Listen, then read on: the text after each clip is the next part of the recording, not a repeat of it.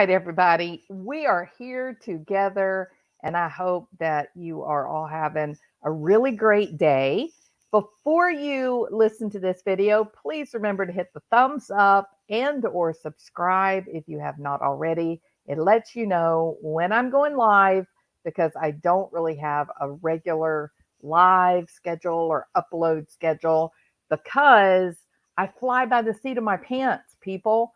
When I got time, I'm here. When I don't have time, I'm not. So the subscribe button helps you know when there's a new video out. All right, Team Doocy Doo, toe. How are you doing? It's so good to have you here, DB and Sweet Tea. It is almost like we're making us a poem with rhymes. In fact, YouTube rocks my world. What about you, Tennessee volunteer girl? You see how I did that? Yeah, yo, rapping is my name. Jewel, no, yo, rapping is my name. Jules the thought is my game, and I'm way too old to try to do this. Okay, we're gonna leave it alone right there. Look, we're gonna get in trouble right now if you guys feel like nope, not rocking my world. Voice for the voiceless. You were talking mad shit on me last night. I heard you. It's okay. I've got a thick skin. um, I tried. I'd love to be able to say I'm a rapper. I think that'd be really cool, but I'm not a cool chick. I gotta own that. I'm a little goofy and kind of, nerdy, and it doesn't work out very well. Rock chalk. All right. So just watching Rock Chalk, and they have arrested 4 people in connection to the Mrs. Kenson women. Thank you, Diane. We'll have to talk about that because you have the wool pulled over your eyes. See, oh my God. Voice, you knew what I was talking about. That is so funny because most of the time people go, "What, me? I wasn't talking bad about you." You rock. High five. You're awesome. Okay. Getting in trouble is easy these days. We're on to Grace. There are so many people on YouTube that are in trouble right now. Who has noticed this? The world has gone crazy. Right here, near where I live, somebody stole an 18 wheeler, drove it into the DPS building, killed some people, critically injured like 14, 15 people, maimed some people. They're expecting more deaths. I mean, it was crazy. And the whole reason that he did it is because they denied his renewal of his CDL license yesterday. So, I said to my husband, we were sitting outside this morning under the patio, just kind of watching the ocean, everything. And I told my husband, they are driving people crazy. This, all of this political crap and the economy and the social problems, it is like they've just stirred up a hornet's nest and people are just nuts. So, but voices, I don't have the wool pulled over my eyes. Well, okay, so maybe I do because I will own this. I don't know. I don't know everything about all these different creators, right? I just kind of look at the things very quickly that I'm interested in, and am incredibly interested in the problem at the Texas border. Well, at any border, but Texas because this is where I live, and we're being impacted. My job is being impacted by the number of people that we're trying to provide services for. And so we're really curious and interested. We're having a hard time making some sense of why we have 10 million people so far, that are illegals, and we don't understand why are we doing this. It's very curious.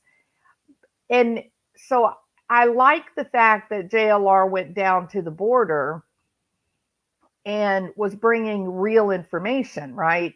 That he's just recording. He's not really doing a lot of political positioning or anything like that. And so I appreciate that, correct? I appreciate being able to see the real story, the reality of what's on the ground rather than just going by mainstream media or the politicians. I just really want to know what is actually happening. My husband and I, took a couple of times and drove down there and looked around Eagle Pass, Corpus Christi, or whatnot. So it's it's not,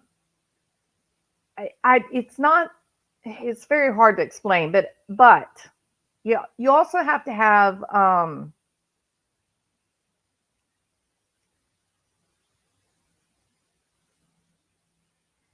I don't think it's raving about a man.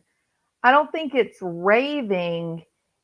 I think if you go back and listen to any time I've discussed the subject, I've always been really specific about the border. Like that, I've been very specific about the time that he spent at the border, the videos that he's putting out, um, that was necessary. That was a positive contribution to the public discourse. So yeah, so that's what I said. I wasn't raving about him, but just trying to be very accurate. I did rave, I think, about some of the United Cajun Navy issues.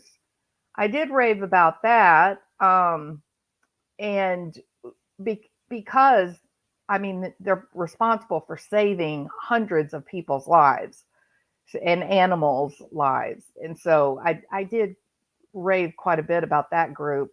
And I just didn't see at the time that it all unfolded. I just didn't see I didn't see the utility. I still don't. I didn't see the utility in making demonizing one group over the other. I really thought that I really believed that there was a third influence that stirred all those problems up. But above that, I don't care. Like I'm not. I think somebody, I don't remember who it was. Somebody, was commenting on. Oh, I guess it was Heels in the Air. Something about JLR having his camera running, like recording while they were searching. But yeah, I mean that's what he does, right? But as soon as the dogs hit, then he backed away. I mean, other people said let's back away. I'm not saying he was like this great virtuous ringleader, but he did. It wasn't like he zoomed in and tried to get some gory pictures or anything. So I don't know. But thank you for saying that, voice for the voiceless, because that's actually what I want to talk about today. And so I'm going to start with, hold on just 1 minute. Let me get Tinkerbell off. Tinkerbell, I got you, girl. I'm just amazed at people, but I love people, so we're in good shape. Now, what we're going to listen to right here is Queen Bee. And believe it or not, I don't really listen to Queen Bee. Occasionally there have been lives or whatever that a topic's been up that I was interested in and I've listened, but not it seems like maybe the time that Queen Bee's live, I'm not online, and I just don't really get exposed to it much. So this I found to be an incredibly interesting conversation that they were having. And let me say one more thing too. I got to say one more thing to Voice for the Voiceless. Voice for the Voiceless. I did not call you a virtue signaler, or if I did, I wasn't like pointing you out. I don't think. I hope not, because I genuinely do like you. I think we are virtues. I think we have to be careful here. Okay. We've got several things going on here that's really causing people a lot of relationships. A lot of people get mad at each other. Friendships are breaking up, and it's not good. It's not healthy. It's sad and anxiety provoking. And so I thought I didn't need to do this video just to try to get things, quiet. So you have this group of people, and it is not a couple of thousand people. It is, let's try a couple of 100,000 people who like true crime content, correct? I mean, that's why the majority of us, it was a heated moment. Oh, well, I apologize if I did. So, because I do genuinely like you quite a bit. And I, maybe frustration over the whole JLR Cajun Navy crap, so I do apologize about that. Um, so there are lots of people that like true crime. A lot. There are many people watching trials and things like that. I mean, you've got the whole court TV, for goodness sake. Not to mention the fictional stuff, Law and Order. This is big on its own, right? So I thought it was a little disingenuous to say, oh, it's a couple of thousand people doing what do they call them? Tragedy pimps. A couple of thousand people, tragedy pimps that go around to each other's channels, and they just make hundreds of videos about the same victim or whatever. And that's not exactly true. I think that's a little simplistic, number one. And I mean, for sure, there are tragedy pimps, no doubt about that. But I think there are also a great number of people that are really just trying to cover these stories, and they bond over this. It Not a lot of people just day-to-day life. There's not going to be a lot of family members and friends that think, yeah, let's talk about the latest trial.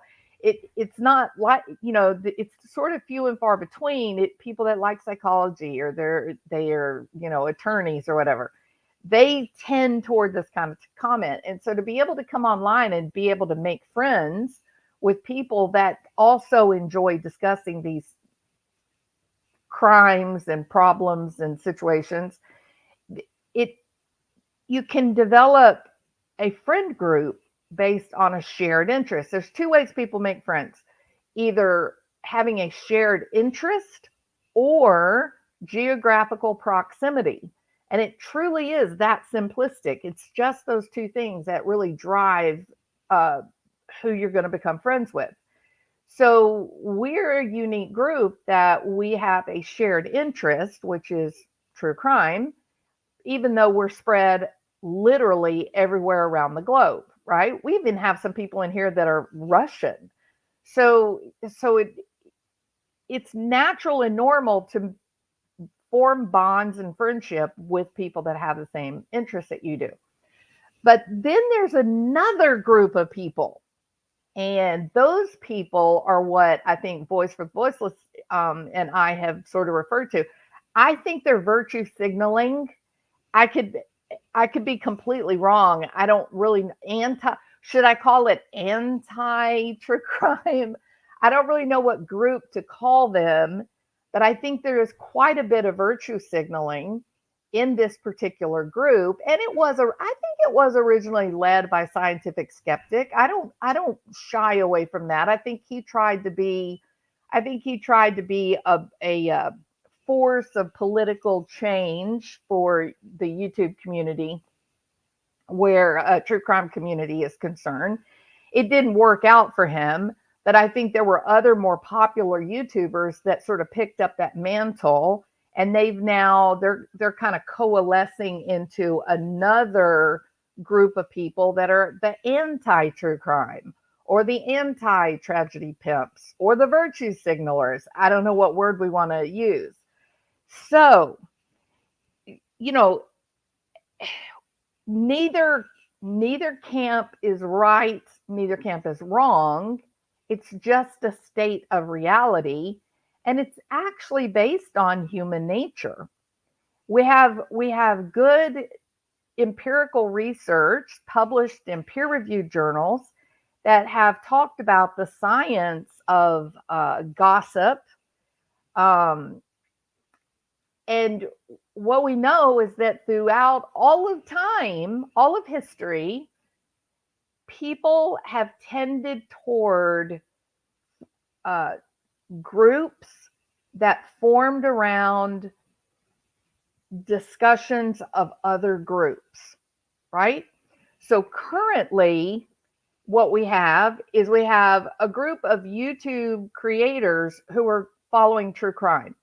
There's an extraordinary crime or a curious, mysterious missing person or a, trial of the century scenario. And people talk about that. They talk about the trial, they talk about the victims, or they talk about the potential criminals. And they gel as a group around that topic. Now we have the virtue signalers coming in saying, you're bad people for talking about the trials. You're bad people for talking about the victims. You're bad people for talking about the potential criminals or suspects. You're bad people talking about them. And now, instead of a group of people talking about, let's say, Christopher Proudfoot and his history with CPS, instead of a group of people talking about that, now they're talking about the people that are talking about Christopher Proudfoot. You don't believe me? Listen to this. This polygraph anyhow, though they did, and basically he said that he doesn't know how he did because he fell asleep. Listen, during a poly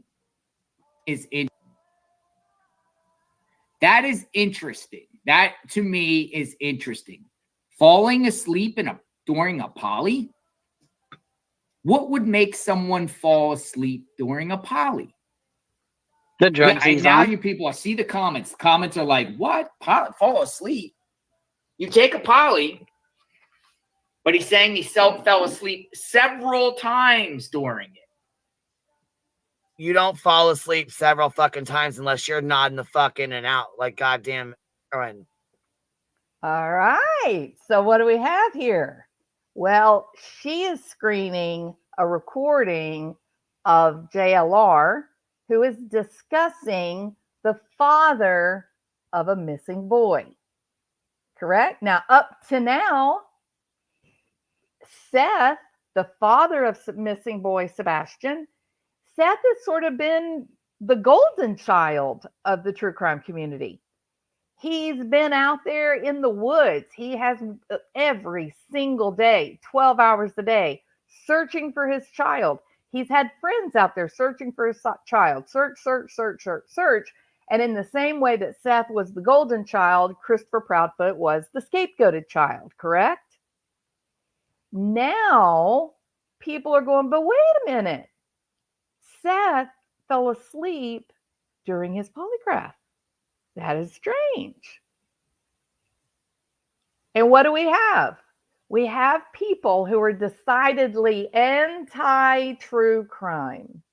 They attack the tragedy pimps, the people that cover true crime and they make money by covering true crime. They are now attacking the people that are searching for the boy.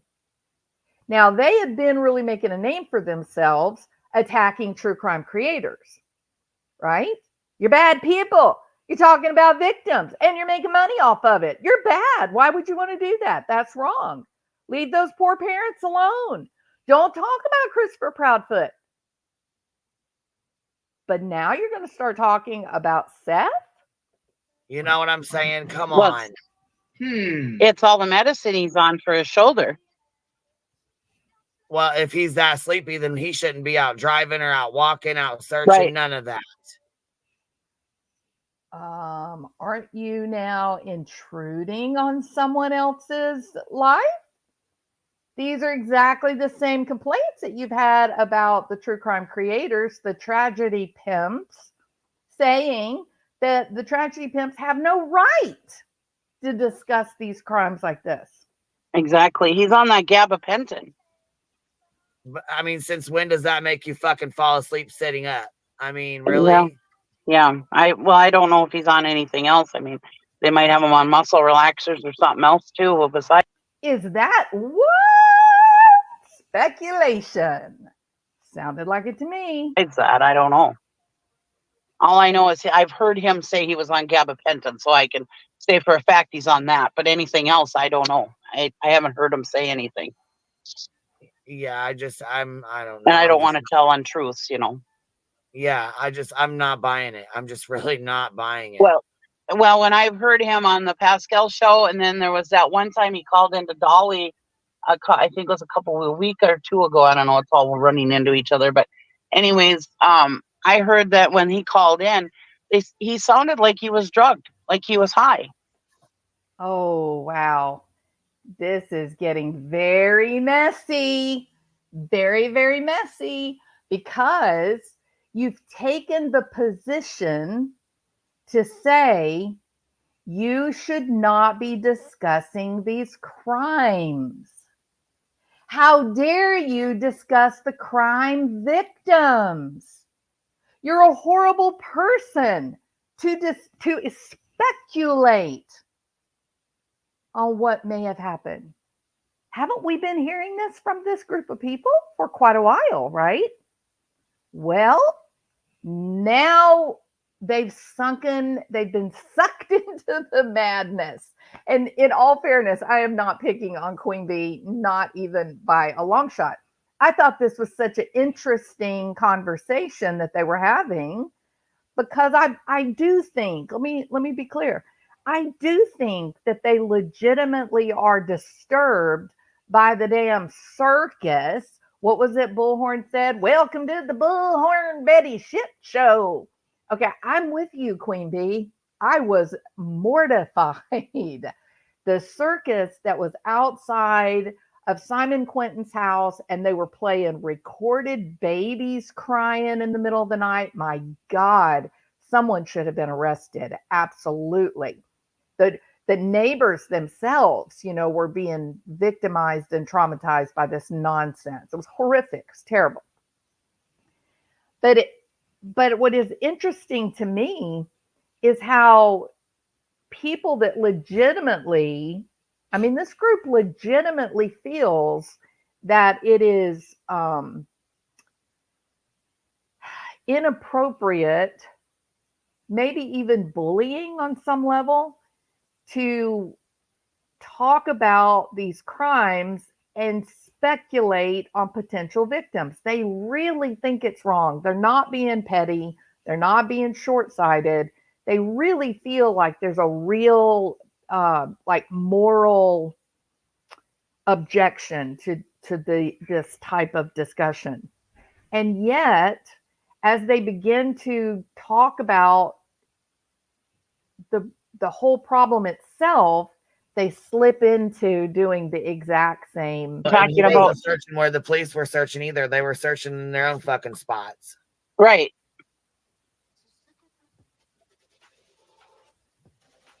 But I don't think he's been out searching day and night like he's been saying he has been. Well, in one of them groups, it says the police are so irritated with him that they won't even speak to him anymore at this point.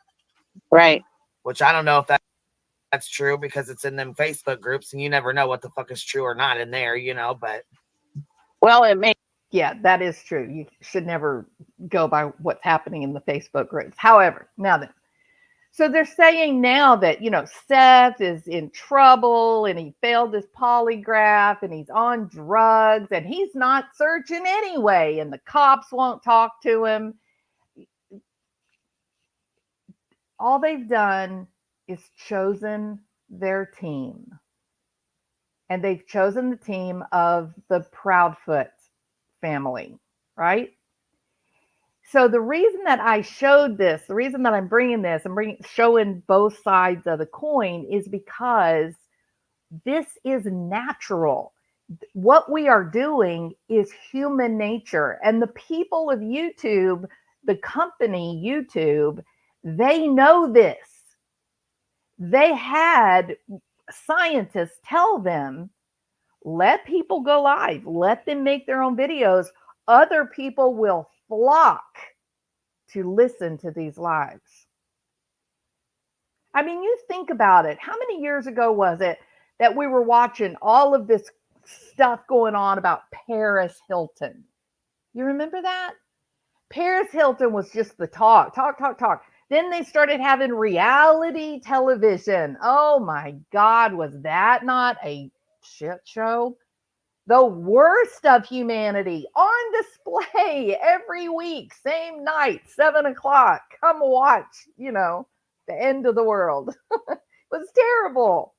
They just throw a bunch of people together in a house, make sure that they were all dramatically different so they would have zero in common, and then watch as people cried and got messed up on alcohol and drugs and had trauma and had drama. And all the while, CBS, ABC, NBC, they were raking in the cash. 21st century media meets saber-toothed tiger caveman. Turn the cameras on, turn the recordings on, and let people respond to the basest of instincts. When they get mad, zoom in. When they start yelling, crank up the volume. Because the more of that base human instinct and reaction, the worse the shit show, the greater the views, which now, since we have now capitalized chaos, you're just going to rake in more cash. I mean, it's a win-win for everyone, including the people that are opposing the tragedy pimps. The focus on popular culture where we were really, well, for example, like the Johnny Depp and Amber Heard case. That was the marriage between Hollywood drama and YouTube social media, right? We all came together as one, correct? We haven't had Popcorn Planet actually, and Steph actually got invited to one of Johnny Depp's concerts. They hung out with him after the show, and partied with him because he was so appreciative of the coverage they had given him during the trial. I mean, look, y'all, we have crossed over into Dante's seventh circle of hell. Well, maybe not that dramatic, but I'm trying to be interesting here, right? So gossip, which is basically what we're doing as true crime creators, we're gossiping, we are speculating, we're reading in the newspaper about stories of terrible things happening to people, crimes, missing children. We're commenting on them, and then we all sit back together as a tribe and discuss these cases. Now, the virtue signalers, because there are many in our population, they love to sit back and say, oh, I just detest a person who gossips. Gossips are the worst kind of human beings, actually. And yet, as they are sitting and talking about how badly they hate and detest gossipers, isn't it true that they themselves are in fact gossiping about the gossipers? It is an irresistible temptation that we have as human beings to have these discussions.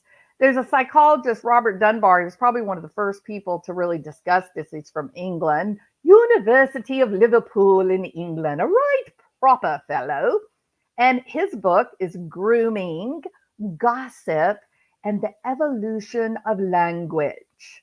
And if you'd like to read that little morsel of intellectual brilliance, you can find it at Harvard University Press, 1996. And he talks about gossip as actually a very valuable tool for the social strata. Gossip, you see, is a mechanism for bonding social groups together. It's the grooming of primeval groups. It's a way to say, aha, you are one of my people. Come sit beside me. As opposed to, you are an outsider. Out, out, damn spot. Oh, sorry, wrong drama.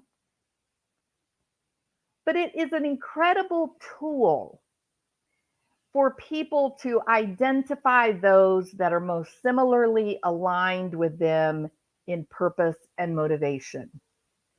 So how is it now gossip has actually become a target of research. There are people making entire careers out of good scientific research related to the function, the role of gossip, and the predilection for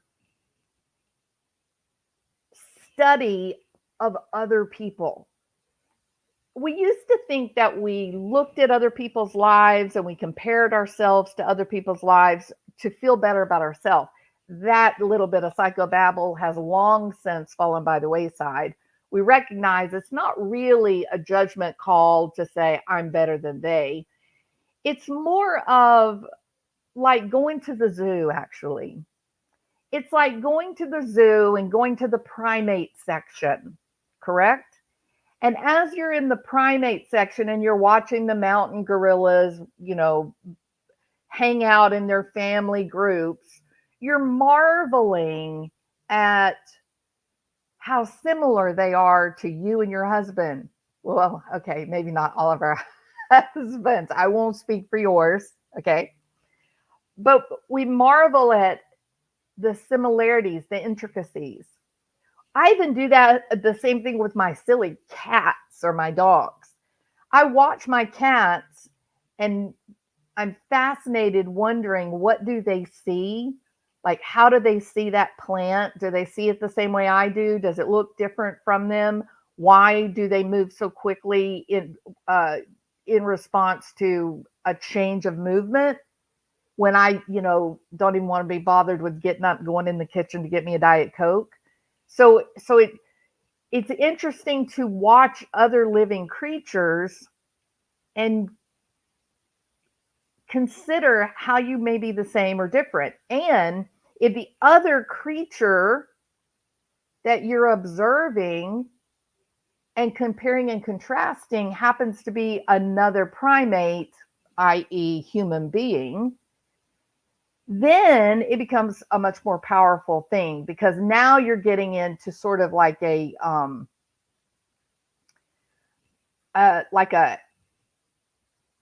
social exploration of your ancestry, right? You watch these people who are dramatically different from okay, can I just say this? I'm going to go there. I said I wasn't going to go there. And, we're in the process of trying to get in trouble. So y'all hang on, because I am about to get in trouble right now, okay?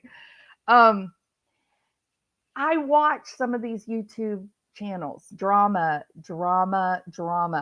I watch some of these drama channels and I am just like, holy hell, where did you come from?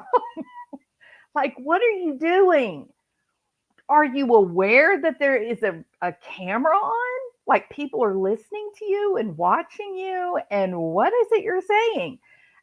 I find myself shocked sometimes by some people.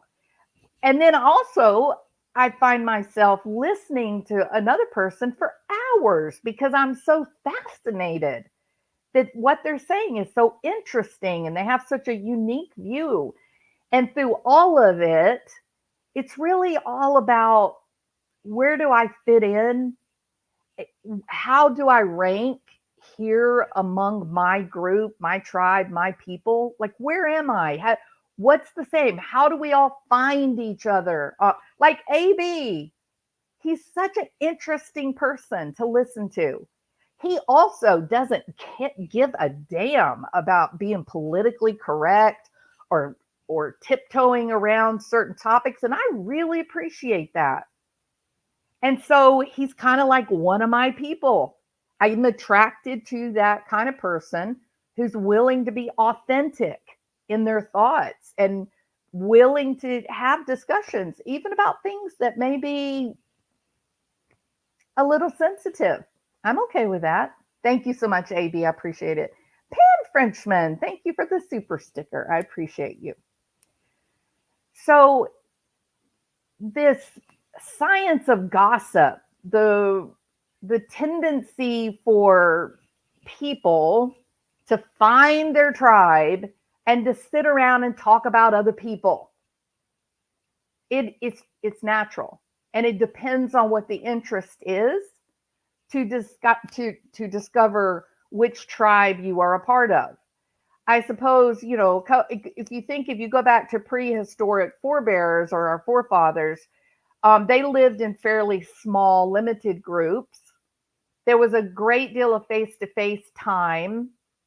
What do you think drew those groups together? I kind of think it was probably, what are we going to eat tonight for dinner? I think that was a big deal because, you know, me and Pibble and Bill would sit down and look at each other and say, what should we eat for dinner tonight? And he'll say, let's have a sandwich. And I'll say, let's have boiled shrimp. And he'll say, but I have to cook it. And I say, yeah, let's have boiled shrimp. But it all works out in the end because we have other things that cause us to bond. Okay? So boiled shrimp it is. Now then, what about the other group though? What about the other group that looks at each other and they go, nah. I'm not going to boil shrimp. It's too hard. It's too much work. You got to peel the little, hard little shell thing. Nope. Don't want any part of that. I think what I want to do is just grab that apple. Let's just grab that apple off of that tree and we're just going to have apples. So the shrimp tribe is not going to have a lot in common with the apple tribe. The apple tribe's going to sit around and marvel at, why are some of these apples red and some of them green? Like, how could that be? And they're going to become expert in the apples. The shrimp people they're going to become expert in something else. They're going to talk about the different shrimp. They're going to say, why are some of these shrimp so small and insignificant? But look at the size of this shrimp. This is a huge shrimp. We could put this shrimp on the damn Barbie. And they begin to say, I wonder if it has something to do with the type of ocean this is in. I wonder if it determines which ocean will determine the size of which shrimp. Maybe it has to do with the temperature of the ocean. And you have a new set of scientists born with the shrimp tribe. Now, does that mean that the shrimp tribe are smarter and more interesting than the apple tribe? I don't think so.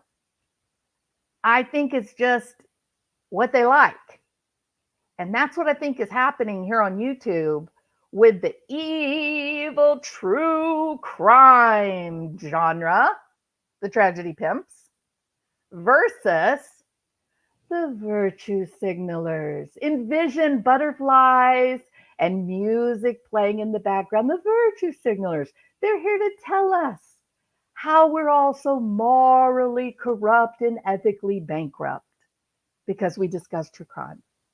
And yet, even as they send their beautiful message of kindness and gentleness to other Homo sapiens.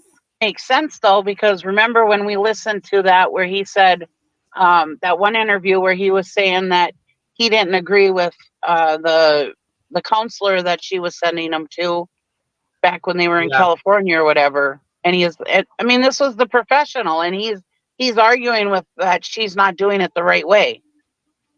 Well, I imagine he's in law enforcement, so he probably figures he knows better than the cops, and they're trying to tell them what they're supposed to do, Well, I'm sure he's hard to handle, I bet. And the person she's referring to who is hard to handle, that would be Sebastian Rogers' biological father, Seth. So the world continues to turn And the tragedy pimps are now at full-blown odds against the virtue signalers. And the reality is that no one is morally bankrupt. No one is ethically corrupt. We're all just doing what human beings do. And you can read all about it in the Gossip of Science. It's a thing. We're doing this because we're people, y'all. We should stop attacking one another and say, you're a bad person because you talk about Summer Wells. No, no, no. You're a bad person because you covered Chris Watts' case. No, you're a horrible person because you mentioned the word Mormon when you discussed Chad Daybell. We have to quit. We're out of control. It's the human condition. Just marvel at its beauty and stop trying to be better than everybody else. Because the truth is, we're all just trying to get along. We're all just trying to get by. All right. I'm done, but I'm going to see what all of you guys have to say. And please, please, please, thumbs up if you enjoyed the topic. Thumbs down if you want to wring my neck. And hit subscribe if you want to get a notification for the next time I go live. Let's see. Voice says, for me, it is the exploitation that is happening. Oh, define exploitation for me, Voiceless. Thank you, Sweet Tea. Let's define exploitation.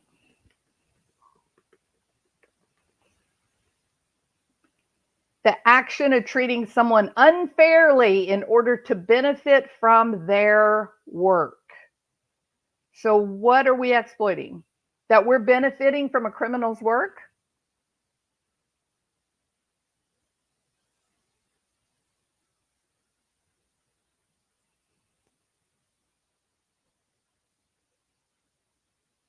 Thank y'all. Y'all are sweet. So the definition of exploitation, the action of treating someone unfairly in order to benefit from their work, like the exploitation of migrant workers. The fact of making use of a situation to gain unfair advantage for oneself. That is exploitation. The action of making use of or benefiting from resources. That is exploitation. Like the Bronze Age exploited the gold deposits in the earth. So to say that it's exploitation, you're using someone unfairly for your own advantage, correct? That is basically what it means. I think that, you know, if just because you do it, let me say it this way. Just because you do it with a professional producer and professional cameras, that doesn't necessarily, is that going to be the rule for making money? That you're making money because you're talking about a story, like a news story, a missing person or a crime, that it requires connection to mainstream media before you're allowed to make money off of it? Because YouTube doesn't agree. YouTube set up a platform and they do have quite extensive terms of service, and they have outlined and defined each part of that very clearly. And basically they're saying you can have a conversation. You can talk about day-to-day life, except politics. They don't like you talking about politics, and they don't like you talking about, you know, the bug. They don't want you talking about those things. But basically you can talk about anything else you want to talk about, and you're getting paid for interest, right? You're getting paid because you're providing an interesting conversation or topic. let's face it, there's plenty of people making a lot of money being bullies. There's a lot of bullying that goes on YouTube, and it's getting monetized.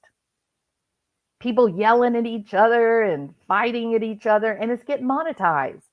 I don't know how that's a productive. How is that an artistically valuable video, to be mad and talking mean about other people? It's still talking mean. It's just, this just happens to be a particular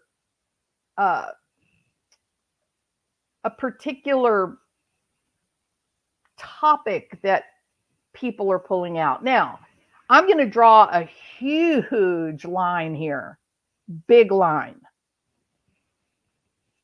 Under no circumstances at all should anyone be going into people's real lives.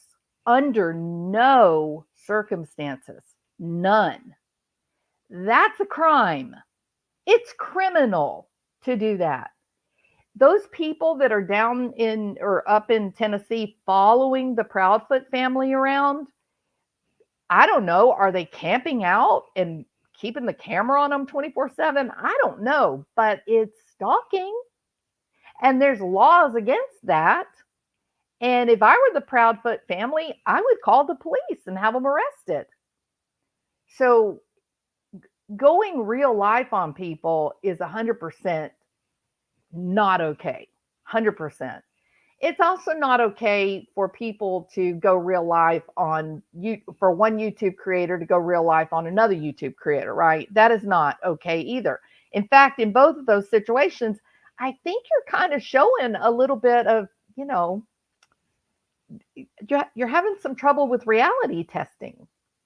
It's not a good thing to think that just because someone has an opinion on YouTube, just because someone talks about a news occurrence, that doesn't give you the right to then run a background check on them and then show up at their front door. Right, Bullhorn Betty?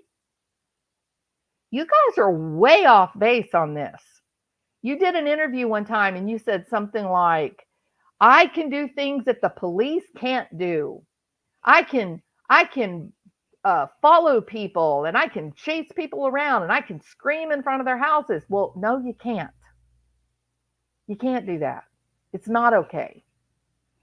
But I do think that there's a difference between following people around, doing background checks, things like that. We're not law enforcement officers. We should not be running background checks on potential suspects. But when the ex-wife of a man comes out and says, this is what they did to me, and it was horrible. It was a nightmare what they did to me and what they're still trying to do to my daughter, Faith. When she comes out and she tells her story, that is her story, then why can't we talk about that?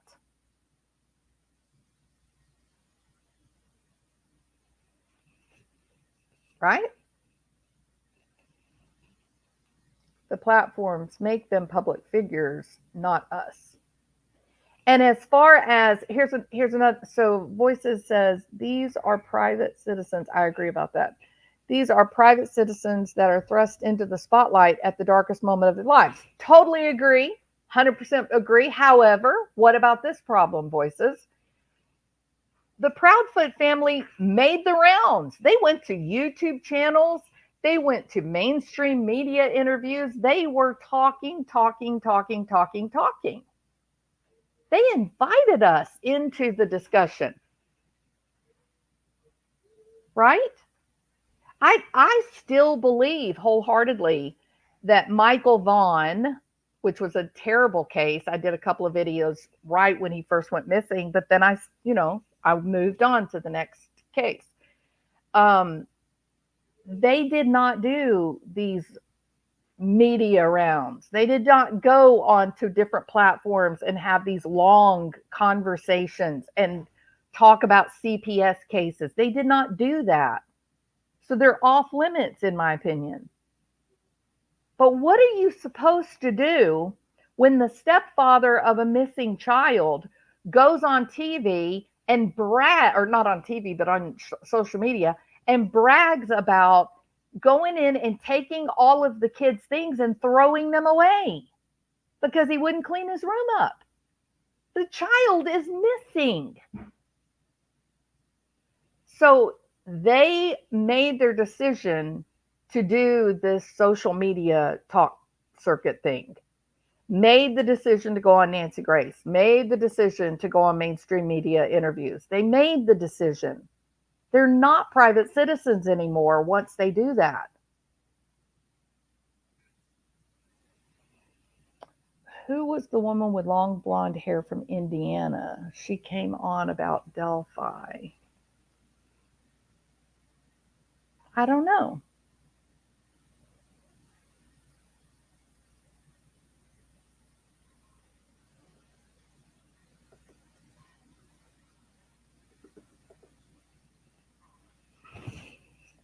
All right. Okay. So,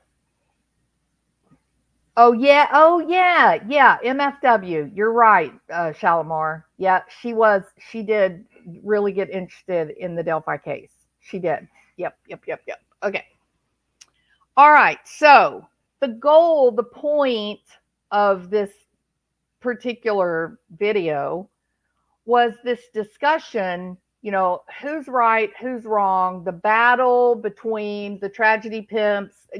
I'd really prefer to say true crime creators because I think there's few tragedy pimps, right? The people that are pushing for money and all that. I think the majority of people that are discussing true crime are just regular true crime creators. So the battle between true crime creators and then the other group of people who, I've kind of called them virtue signalers, but I don't want that to be like a negative pejorative.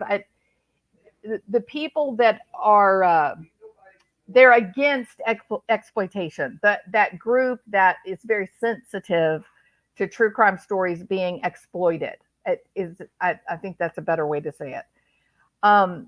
Yes, it's easy to look at this as some sort of a rivalry. Which group is the ethical group? Which group is the moral group? But the reality is that it's all natural human behavior. Social intelligence dictates that we engage in this kind of exploration and abstraction of the human experience, that we are incredibly interested in other primates and other mammals, other animals. We do watch the way they behave and compare ourselves to figure out how are we different, how are we the same. And the reality is that the discussion that we're having among issues related to true crime, it's exactly the discussions that are having when, the little ladies cleaning their houses back in the 50s used to put out their wash to dry and gossip over the fence line. Oh, did you hear about old Mr. Allen down the road? He got caught with the preacher's daughter. And at the same time, they were in the garage. The preacher got caught with that young little tart Lola Mammy. It's gossip. We all do it. It's not unusual or different. The true crime community interested in crimes, they gossip about the crimes, the victims, the potential suspects. The people that don't, the people that are sensitive to the potential exploitation of victims, they gossip about the group that is talking about the crimes. But all in all, according to evolutionary psychologists and biologists, this is absolutely normal human behavior. The only thing that changes is the topic of conversation. And you can learn more about like the virtue signalers, or maybe I should call them like altruistic. I don't know. I'm gonna have to think of a good name because I don't want it to be a negative, because I just look at all people the same, right? We're all on the same playing field. We just have different interests and motivations. But you can also read about this type of behavior, the gossip, the psychology of gossip. It's a book called the Samaritan Paradox, and that was, I believe, it was written in 2004. It's one of the Scientific American Mind series, so you can read about it there. If you guys enjoyed this type of content, let me know. I'm happy to do it again. I did it before with the Chris Watts case, when I basically, talked about the mom and dad of Christopher Watts and how they relate to some of our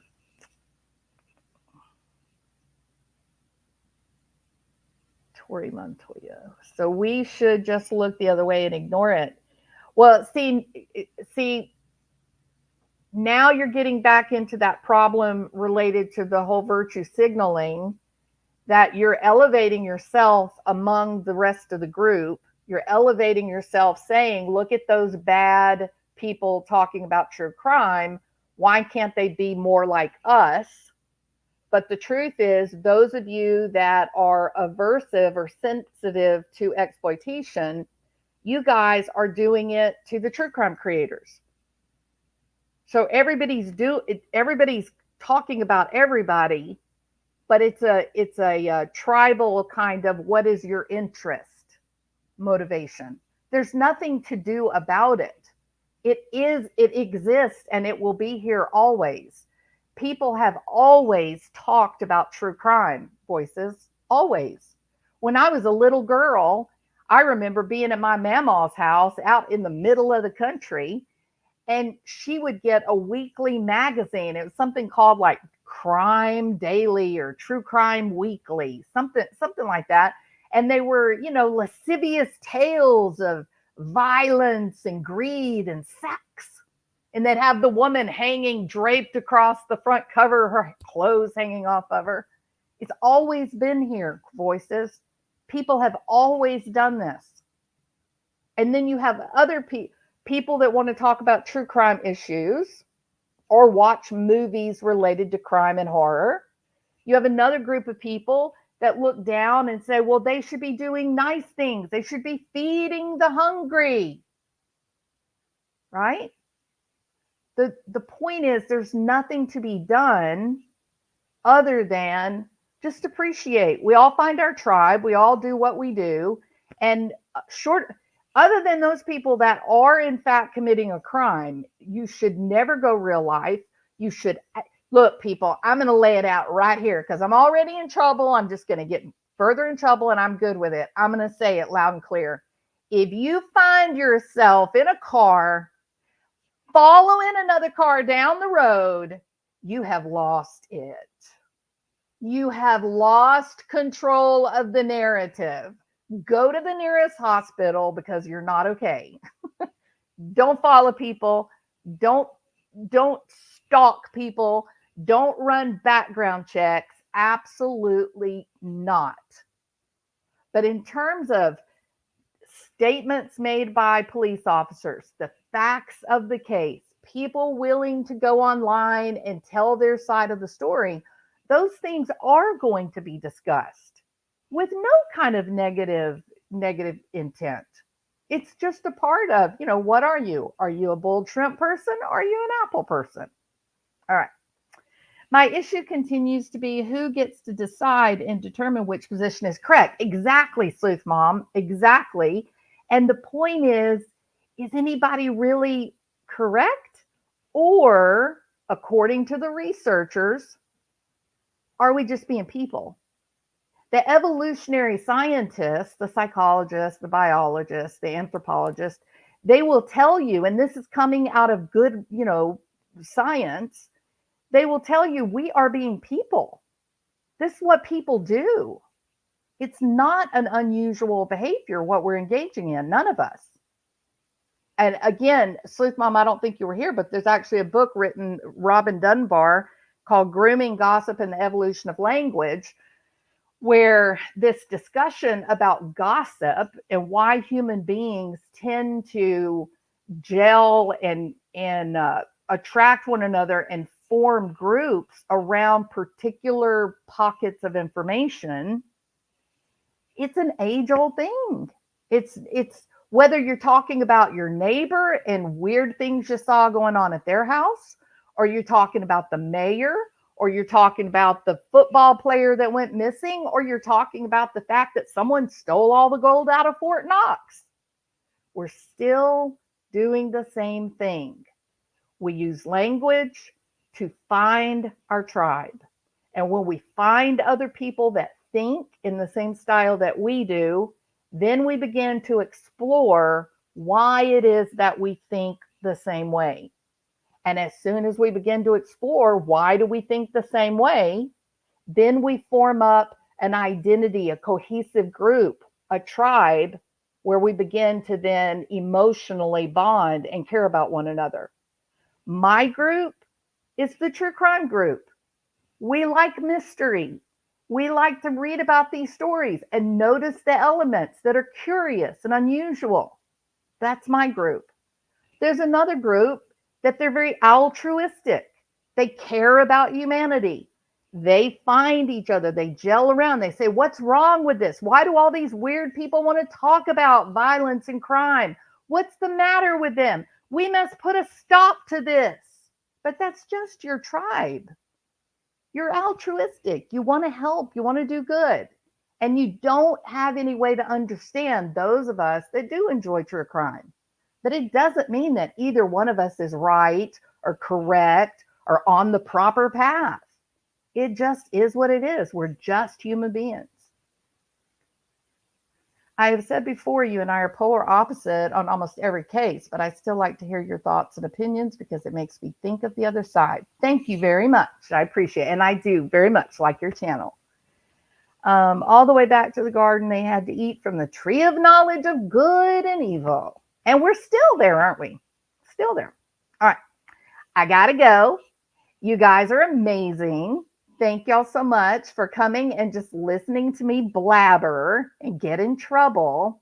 But I hope those of you that are mad at me, I hope you'll be kind. Okay? Be a little forgiving of my passionate stance on interesting topics. See y'all later. Bye.